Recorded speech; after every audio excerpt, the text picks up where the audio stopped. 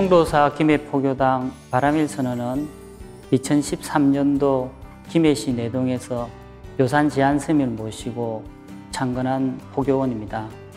김해 시민을 비롯하여 부산 시민들과 인근에 있는 마산, 창원에 있는 신도님들이 오셔서 부처님의 참다운 정법을 배우는 도량으로 현대사회에 맞게 포교를 실천하는 도량입니다. 현재 법화경 독송 천일기도를 280명의 불자님들과 함께 매일매일 정진하고 있으며 앞으로 부처님의 정법을 널리 펼치는 데 앞장서도록 하겠습니다. 오늘 강호 스님 법문으로 인하여 바람일선언 신자들도 강호 스님이 원하는 불국토를 만드는 데 함께 같이 나갔으면 좋겠습니다. 소중한 나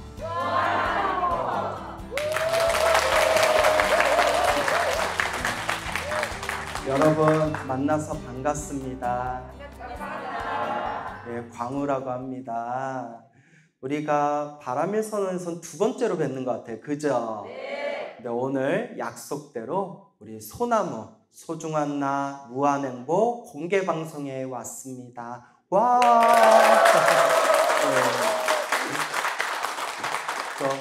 두 번째 왔지만 봐도 좋죠? 네, 거기 싫다고 하는 사람 누구야? 누구야? 예, 이렇게 또 여러분들 만나서 진심으로 반갑습니다. 제가 김해 우리 바람일선언, 이 바람일선언 주지 스님이신 우리 이내 스님, 또 제가 평소에 좋아라 하고 또 항상 이 바람일선언 올 때마다 느끼는 게 절이 어떻다? 예쁘다. 너무 예쁘죠? 그래서 왜 이렇게 절이 예쁜가 했는데 신도들이 예뻐서 그런가 봐. 예. 아, 큰일 났다, 야. 이렇게 입으로 수리수리 수리서 웃자가 한 말이고요. 여하튼 이렇게 또 좋은 자리에서 또 이렇게 아름다운 법의 인연으로 여러분들 만나 뵙게 된 것도 우리가 숙세에 큰 인연이 있기 때문이 아닌가 생각을 해봅니다. 우리 바람일선언 하면 자랑할 게 많겠지만 또 바람일선언에서 우리 사부대중이 다 함께 힘을 모아서 기도하고 있는 거 바로 법화경 기도하고 계시죠? 네. 그래서 우리 스님께서 그러시는데 바람일선언에 이 소속되어서 지금 법화경 기도를 하고 계시는 불자님들이 280여 명이 넘는데요. 그래서 지금 한결같은 마음으로 이 법화경 기도를 하고 계시는 우리 또 불자님들을 보니까 참으로 무량한 공덕이 여기에 있구나라는 생각이 듭니다. 저도 평소에 법화경을 굉장히 좋아해요. 법화경의 원래 제목이 뭐죠? 묘법 연화경. 묘법, 묘잖아요, 묘. 그쵸? 그래서 저도 사람들한테 평소에 참 너 묘하다. 너 참 광우야, 참 묘하다 라는 말을 많이 들어요. 그래서 제가 왜 이렇게 사람이 묘할까 하면 약간 부정적으로 들리잖아요. 아니더라고요. 우리 불교에서 가장 좋은 뜻을 한 글자로 표현하면 뭐라고 할까요? 묘라고 해요, 묘. 그래서 무상심심 미묘법 할 때 묘. 그리고 부처님의 성불의 깨달음을 묘각이라고 하죠. 그때 묘. 그리고 묘법 연화경 할 때 묘. 그래서 이 묘법 연화경을 예적부터 우리 선지식들께서는 대승경전의 왕이다라고 부르셨습니다. 그래서 우리 부처님의 그 수많은 가르침과 8만 대장경의 가르침이 있는데 그 중에서도 가장 으뜸되는 경전이 바로 무슨 경이다? 묘법 연화경, 법화경이다 라는 말씀이 있죠. 우리 한국 불교, 우리 현대, 근현대 한국 불교에 가장 큰 한 획을 그으셨던 큰 스님들 중에 한 분이 운자, 허자, 운억 큰 스님이라고 계셨어요. 들어보셨어요? 운억 스님. 잘 못 들어보셨구나. 표정들이 잘 모르네. 자, 이 운억 스님이 굉장히 여러분들이 들으면 앗하고 아실 만한 엄청난 업적을 남기신 큰 스님이세요. 운어스님이 어떤 분이시냐? 일단 독립운동 출신이시고요. 독립운동을 하다가 이제 일본 순사들의 눈을 피해서 이제 절에 들어와서 잠시 몸을 의탁하고 있었을 때 부처님의 가르침을 만나고 마음에 큰 기쁨과 환희를 느끼고 머리 깎고 출가를 하십니다. 그렇게 출가를 하시고 난 뒤에 이제 불교를 공부하고 수행하고 정진하면서 어느 날 너무 안타까운 생각이 드신 거예요. 그게 뭐냐? 우리나라에 이렇게 팔만대장경이라는 훌륭한 보물이 있는데, 이 불교계의 보물이 있는데 다 한자, 한문으로 돼 있어서 사람들이 쉽게 본다, 못 본다.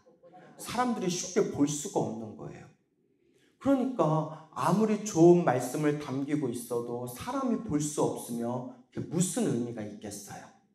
그래서 우리 운어 큰 스님께서 이 부처님의 소중한 경전의 말씀을 지금 이 사람들이 쉽게 볼 수 있도록 내가 한글로 다 번역하리라 해가지고 훗날 동국 역병원을 만드시고 나아가서 한글 대장경을 완간하신 큰 스님이 바로 어느 스님이시다? 운어 큰 스님이세요. 정말 대단하신 분이죠. 그래서 우리 스님들이 그리고 또 여러분들이 이렇게 쉽게 부처님의 가르침을 한글로 쉽게 볼 수 있는 가장 큰 공헌을 하신 분들 중에 한 분이 바로 운어 스님이세요. 근데 이 운어 스님이 평생 팔만대장경 번역하는 거에 온 힘을 기울이셨으니 얼마나 그 경전 공부를 많이 하셨겠어요. 근데 이 운어 스님이 제일 열심히 제일 많이 보신 책이 수능엄경이라는 경전이었어요. 능엄경 들어보셨나요? 다행이다.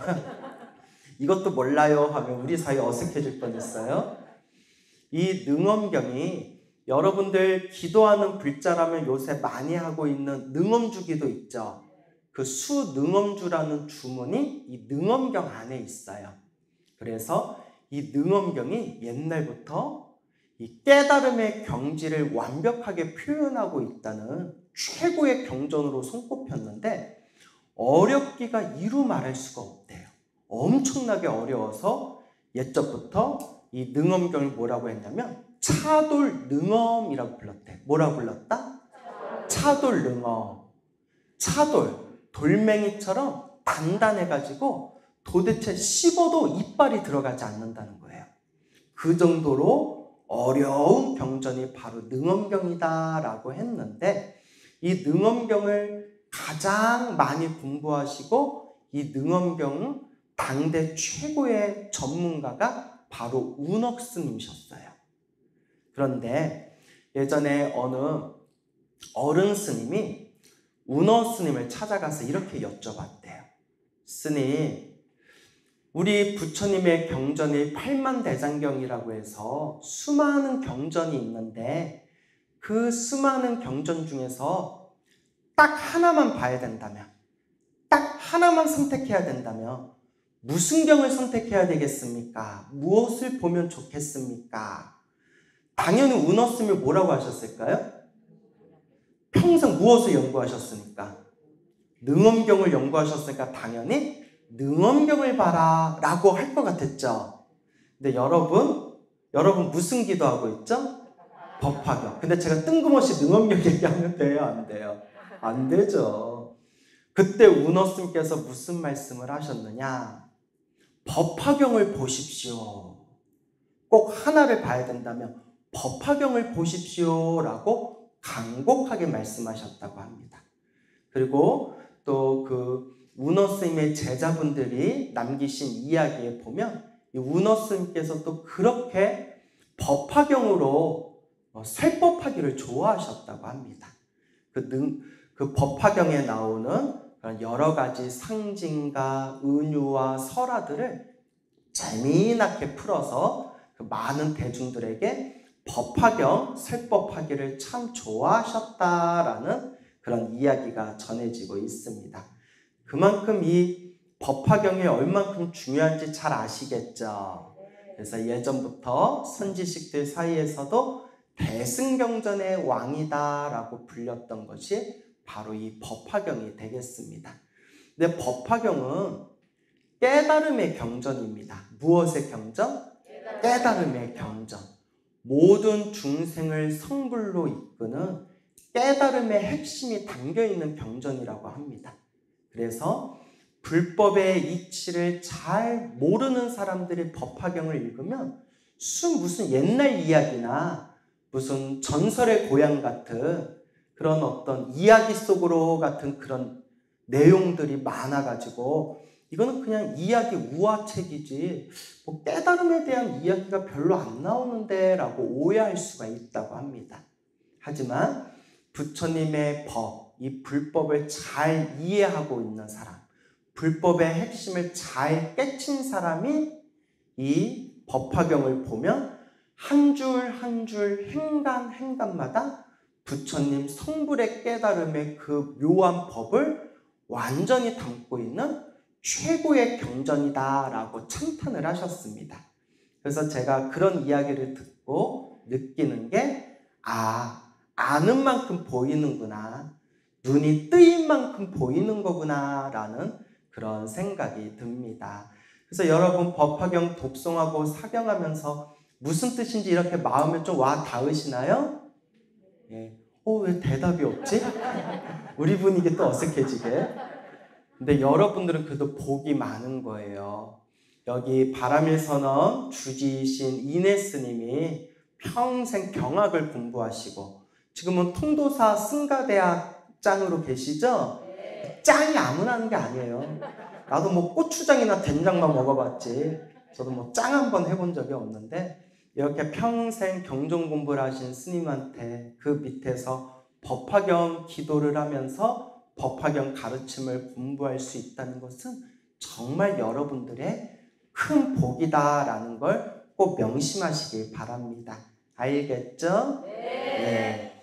자, 그래서 법화경은 아주 심오한 깨달음의 경전이지만 여러분 우리가 너무 깨달음만 추구하면 좀 심심하잖아요. 그죠? 그래서 법화경은 옛날부터 참으로 묘하고 묘하다라고 했습니다. 왜냐? 깨달음의 경지가 묘하지만 또 묘한 게 뭐냐? 우리 중생들 살아가는 데 있어서 놀라운 신통과 영험과 가피가 담겨져 있는 가장 대표되는 공덕경. 무슨 뜻인지 모르고 읽기만 해도 공덕이 쌓인다는 가장 대표적인 공덕경이 바로 무슨 경이다? 바로 법화경이 됩니다.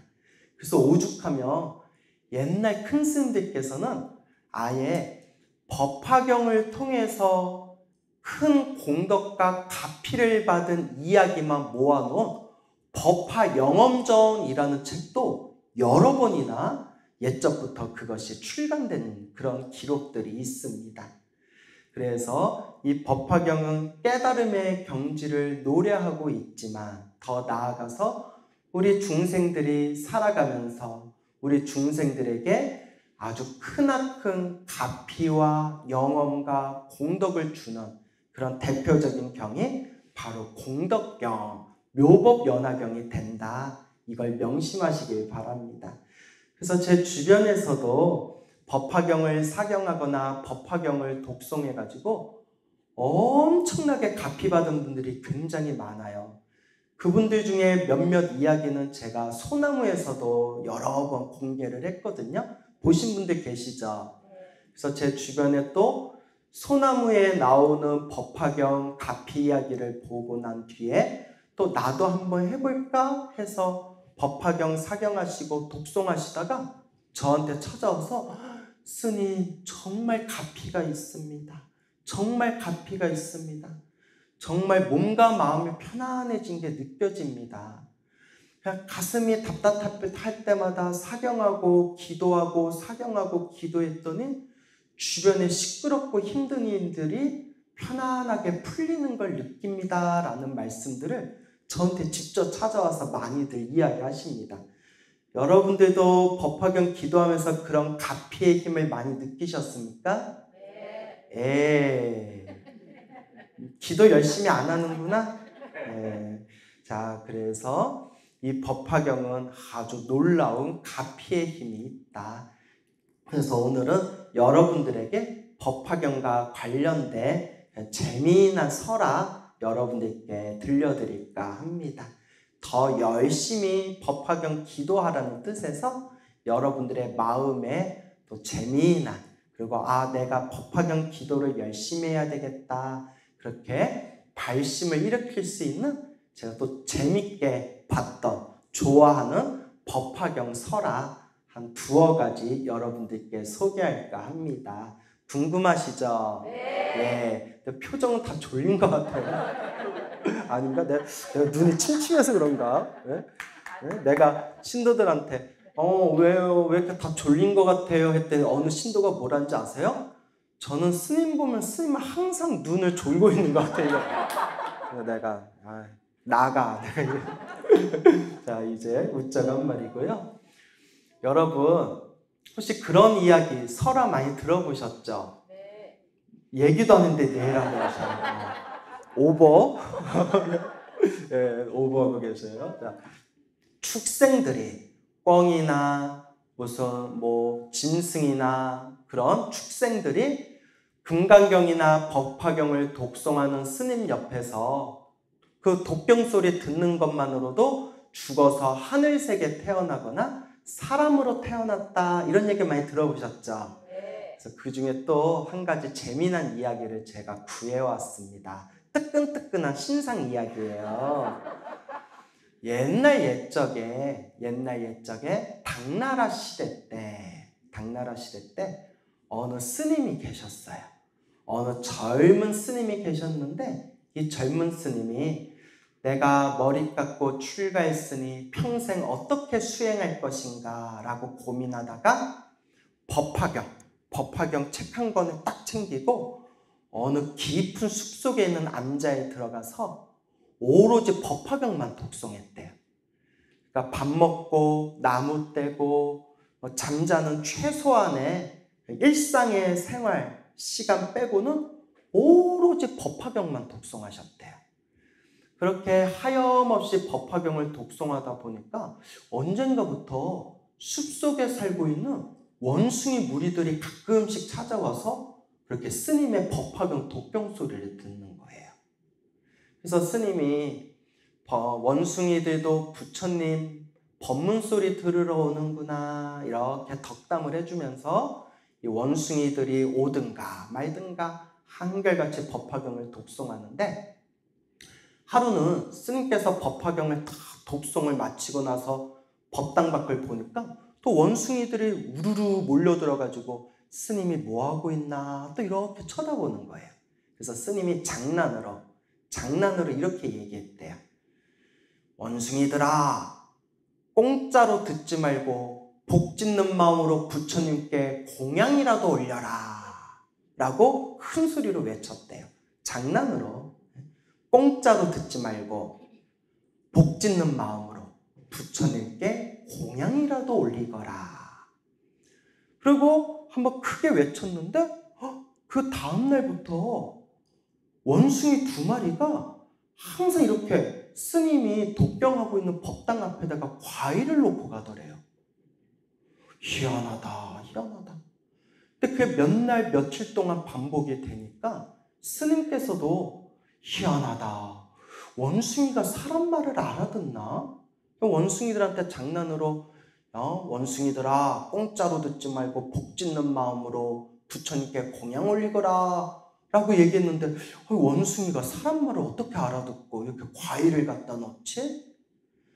그렇게 몇 날, 며칠, 몇 개월 동안 꾸준하게 원숭이 2마리가 항상 독경하는 스님의 그 법당 앞에다가 바나나도 갖다 놓고 사과도 갖다 놓고 두리안도 갖다 놓고 망고도 갖다 놓고, 내가 먹고 싶은 거 깊이 생각하지 마세요.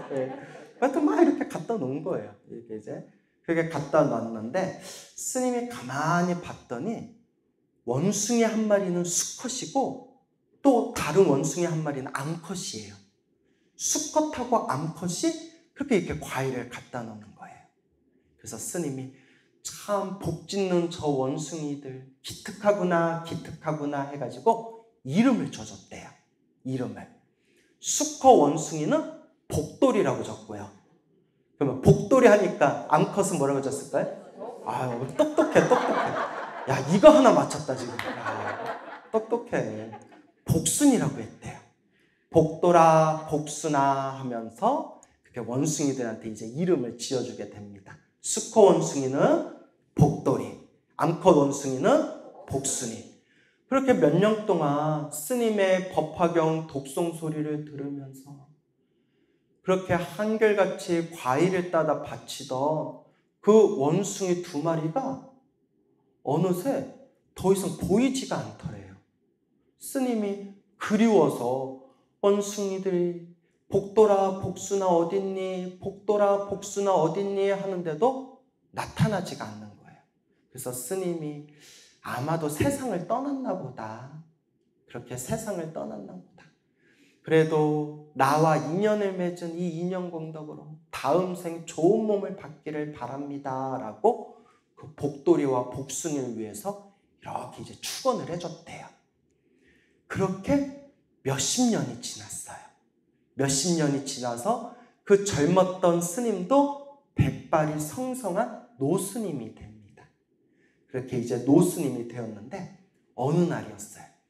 그 깊은 산속의 암자에 아주 화려한 마차에 수많은 시종들을 이끌고 화려한 옷을 입은 젊은 부부가 그 화려한 마차를 끌고 그 하인들과 시종들과 함께 우르르 그 암자에 찾아온 거예요. 희한하네. 여기 이렇게 사람들이 올 일이 별로 없는데 누가 저렇게 화려한 마차를 타고 사람들하고 저렇게 왔을까? 그때 엄청나게 복스럽고 아주 귀티가 잘잘 흐르는 그 젊은 부부가 이렇게 내리더니 스님 하더니 맞네 맞아 하면서 그 자리에서 스님 하고 절을 올리면서 막 눈물을 펑펑 흘리는 거예요. 젊은 애들 남자애 여자애 부부가 와서 막 나를 보고 우니까 어떤 생각이 들겠어요? 내가 옛날에 출가전에 나왔던 애들인가?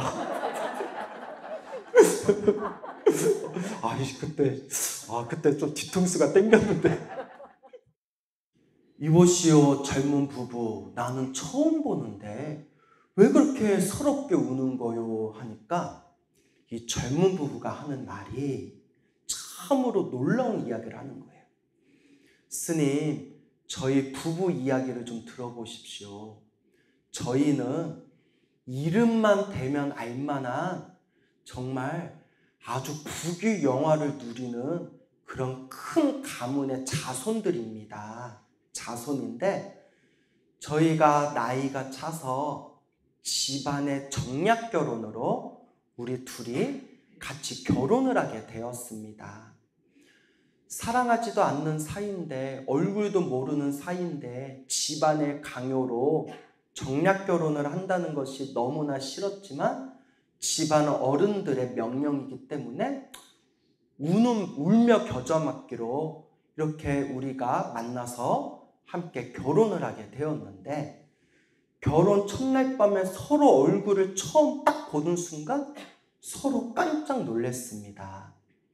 마치 오래전 친구를 만난 것처럼 오래전 연인을 만난 것처럼 너무나 얼굴을 보는 순간 너무나 마음이 기쁘고 너무나 마음이 편안하고 만족스러워서 두 손을 서로 얼싸안고 이거 인연인가 보다, 이게 인연인가 보다 하면서 서로가 그렇게 만족한 결혼 생활을 하게 되었는데 근데 이상한 일이 생겼습니다.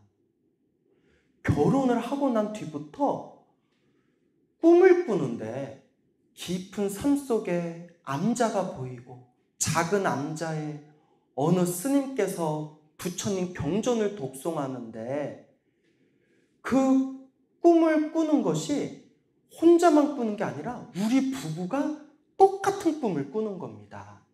희한하다, 희한하다 해서 몇 번이나 그 꿈이 몇 번이나 우리 부부 꿈속에 나타나서 그 경전의 내용을 잘 기억했다가 그 스님들께 여쭤보니 바로 법화경의 경전 내용입니다 라는 이야기를 들었습니다. 희한하다, 희한하다 해서 저희가 상금을 걸고 꿈에서 보았던 그 숲속과 암자와 스님의 모습을 그림으로 그린 뒤에 큰 상금을 걸고 백방으로 찾아다녔습니다. 그러다가 어떤 사람이 이 숲속에 암자에 살고 있는 스님과 비슷한 것 같다라고 하길래 혹시나 하는 마음으로 기대 반, 두근 반 하는 마음으로 왔는데 스님의 얼굴을 보니까 꿈속에 봤던 그 스님입니다. 꿈에서 봤던 것보다는 연세가 더 많아지셨지만 꿈에서 봤던 그 숲속에 앉아고 그 암자에서 기도하시던 스님의 얼굴입니다. 너무나 복받쳐서 저희가 눈물을 흘렸습니다. 그러니까 노스님이 어휴 희한하다, 어이구 희한하다 하다가 마음에 딱 집히는 게 있어서 순간 노스님이 그 부부들한테 뭐라고 외쳤냐면 아유 이런 것도 눈치가 많아. 아까 문어슴 얘기할 때는 이러거든. 복돌이 나오니까 복돌이 복순이 이거든. 희한해. 복돌아 복순아 하고 부르는 순간 부부가 자기들도 모르게 예이 하고 대답을 하는 거예요. 순간 부부가 깜짝 놀라서 스님께서 갑자기 복돌아 복순아 부르는데 저희도 모르게 입에서 예 하고 대답이 나왔습니다. 이게 무슨 일일까요?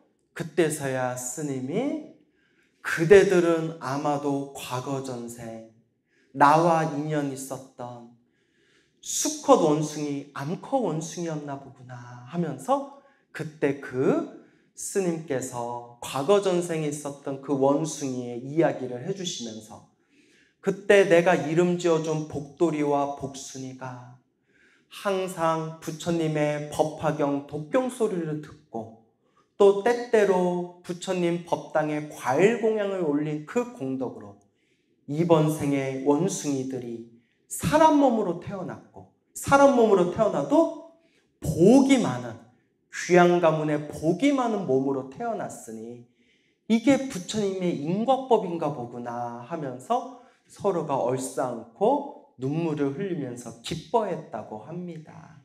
그래서 여러분들도 전생에 복돌이 복순일 수도 있어요. 응? 그때 기도하던 스님은 누구였을까요?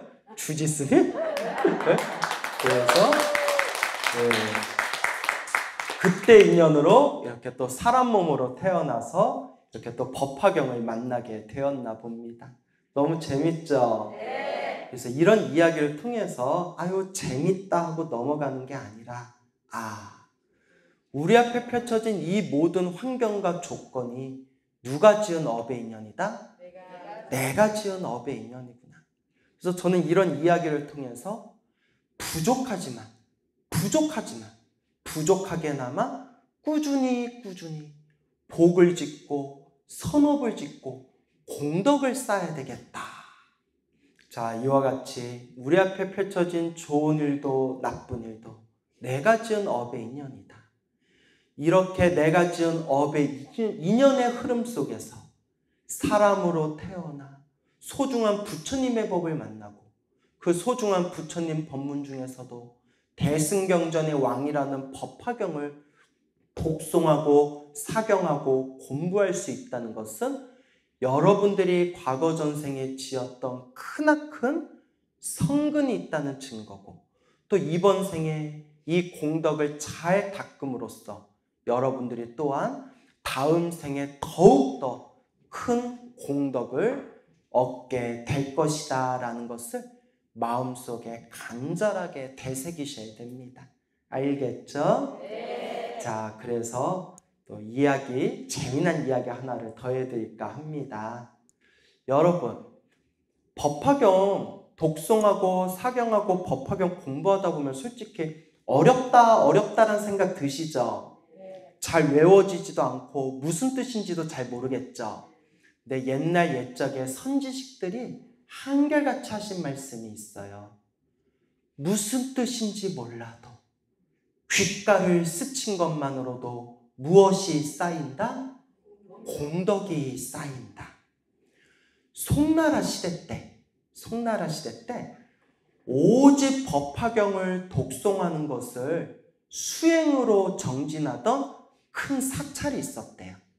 그 사찰의 이름을 법화대라고 불렀대요. 뭐라고요?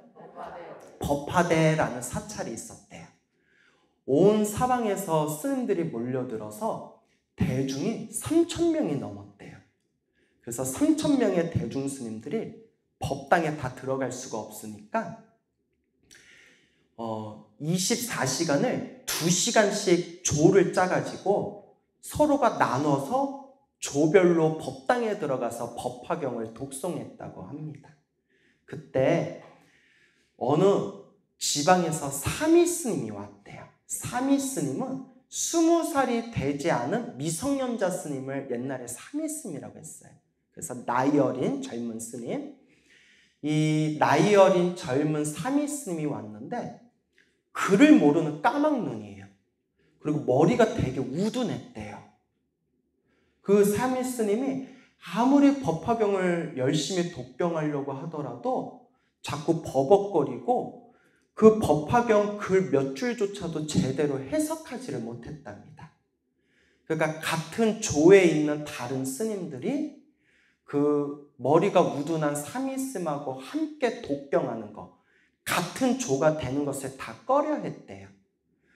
사미스님이 너무 창피하고 부끄럽고 억울하고 분하고 막 속상한 거예요. 그러니까 그게 우울증처럼 그 부끄럽고 속상한 마음이 너무 깊어져서 우울증처럼 그게 마음에 감정에 병이 생겼나 봐요. 이 더러운 세상 살아서 뭐하냐 예라이씨 하면서 절벽에 올라가가지고 몸을 뛰어내려서 자살을 했대요. 그러니까 공부를 헛한 거예요. 그죠? 아니 법화경을 못하면 나무아미타불이라도 연구를 하면 되지. 그거 법화경 좀 독경 못한다고 그걸 또 사람들한테 무시받았다고 자기 소중한 생명을 자살을 해요. 그 사미스님이 공부를 헛한 거예요. 그가 이걸 업장이 두껍다라고 해요. 뭐라고 한다? 그 업장이 두꺼운 사미스님이 그냥 어리석은 마음에 휩싸여서 자살을 하는 바람에 목숨이 끊어지자마자 지옥으로 뚝 떨어졌대요. 순식간에 염라대왕도 만나지 않고 지옥으로 바로 뚝 떨어졌대요. 이걸 전문 용어로 뭐라고 하죠? 하이패스라고 하죠. 하이패스. 지옥으로 가는 하이패스. 그래서 지옥으로 뚝 떨어져서 아이고 이렇게 떨어졌는데 주변에서 막 비명소리가 들리는 거예요. 내가 절벽에서 떨어진 것까진 기억이 나는데 내가 살았나 죽었나 하고 봤더니 지옥에 펄펄 끓는 그 확탄 그 가마솥 물에서 수많은 중생들이 고통에 막 처참한 비명을 지르면서 막 괴로움을 당하고 있는 거예요. 내가 지옥에 떨어졌나 보다. 경전의 말씀이 사실이었구나. 내가 지옥에 떨어졌구나. 어떡해? 무서워 하다가 생각난 게 딱 하나밖에 없더래. 뭐밖에 없었을까요? 법화경도 묘법연화경. 딱 제목 하나 떠오르더래요. 머리가 너무 우둔하니까 뭐 하나만 떠올라요? 묘법연화경. 딱 제목 하나만 떠올라요.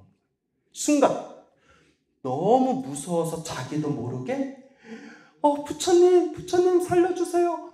묘법연화경 하니까 번쩍하면서 갑자기 지옥이 무너지면서 그 지옥에 아주 맑고 깨끗한 연못물로 변하고 가마솥에서 고통받던 그 죄인들이 다들 연꽃 위에서 시원한 바람을 맞으면서 고통에서 벗어나 있더랍니다. 뭐라고 외쳤는데? 야, 난 좀 오버 아닌가? 아니 무슨 묘법연화경 제목 한번 불렀는데 지옥에 무너지면 지옥에 떨어질 사람 하나도 없겠네. 하지만 저는 이제 그 옛날 선지식들이 만들어 놓은 법화경 영업록에 나온 거 그대로 말씀드리는 거예요. 묘법연화경 하는 순간 지옥에 무너지고 지옥에 펄펄 끓는 지옥의 불바다가 다 시원한 연못물로 변하고 그 죄인들이 연꽃 위에 이렇게 앉아가지고 고통을 쉬고 있으니 옥졸들이 놀래가지고 그 삼위스님을 모셔다가 염라대왕에다 데려줍니다.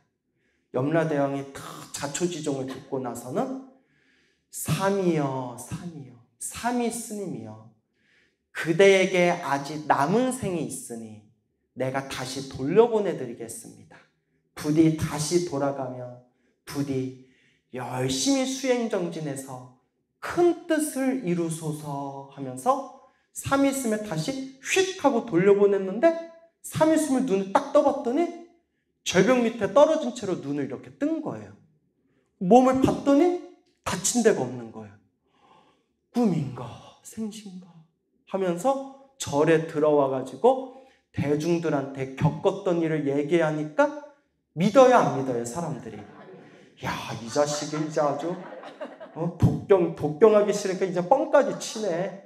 그때 삼위스님이 다 법당에 들어가서 부처님께 향 하나 사르고 합장 3배를 올린 뒤에 부처님, 제가 체험한 이 사실이 결코 거짓이 아님을 불보살님께서 증명하옵소서 하면서 그 순간 이 삼위스님의 업장이 우르르르르 무너지면서 그 불보살님의 증명이 펼쳐지며 삼위스님이 지혜와 총명이 터져버렸대요.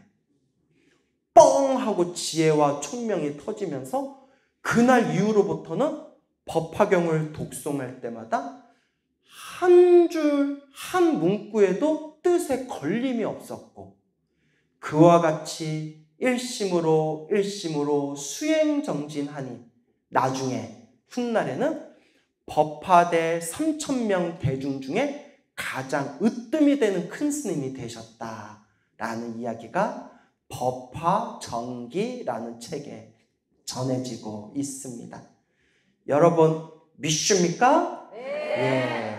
믿음이 있으면 무엇이 있죠? 복이 있습니다. 자, 이러니까 약간 전도하는 것 같아요, 느낌이. 자, 그래서 여러분, 제가 이 이야기를 왜 또 좋아하느냐. 그 삼위스님은 까막 눈에 머리가 우둔해가지고 법화경 몇 줄도 제대로 소화하지를 못했대요. 그리고 심지어 업장이 두꺼워서 자신의 어리석음과 분노를 이기지 못하고 절벽에 뛰어내려서 자살까지 하게 됩니다.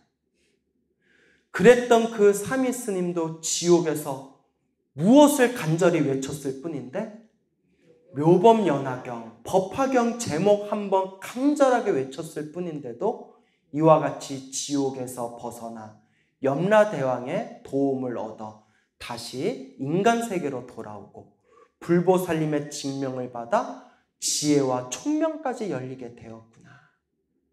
그거에 비하면 삼위스님의 조건이 더 나아요? 우리의 조건이 더 나아요?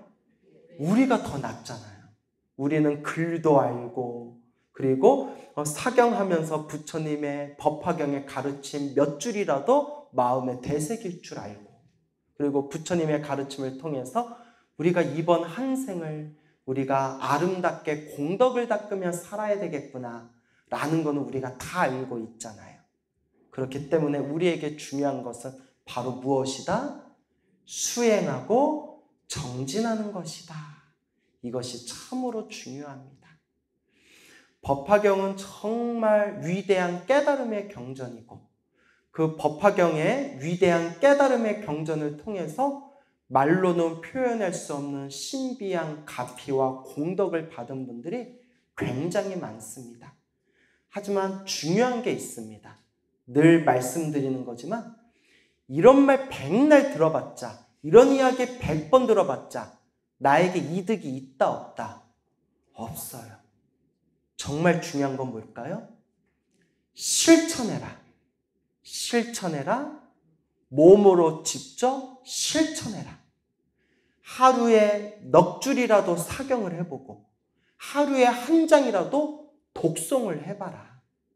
결국 불교는 지식의 종교가 아니라 불교는 내 몸으로 닦고 닦아 체험하는 실천의 종교다라는 것을 꼭 명심하시길 바랍니다. 그래서 여러분들 그래도 법화경 제목은 외우셨죠? 혹 여러분들이 언젠가, 그럴 분은 없겠지만 혹시라도 언젠가 불심이 퇴타해서 절에도 안 다니고 기도도 안 하고 땡깡 부리면서 살다가 윽 하고 죽어서 혹 지옥에 떨어졌을 때 뭐 하나는 기억해놨으니까? 묘법연화경. 그런데 또 평소에 그것도 잘 기억해놔야지. 지옥에서 막 얼떡거려? 우법연화경? 이래버리면, 예?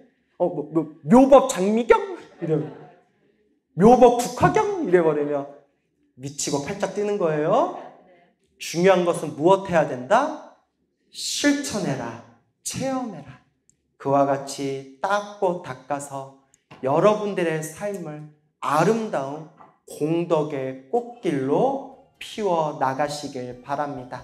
알겠죠? 네. 여러분, 행복해지고 싶습니까? 네. 행복한 삶을 창조하고 싶습니까? 네. 복을 지으십시오. 선업을 지으십시오. 공덕을 쌓으십시오. 복과 선업과 공덕의 힘이 여러분들을 진정한 행복의 길로 이끌어 줄 것입니다. 여러분 성불하십시오.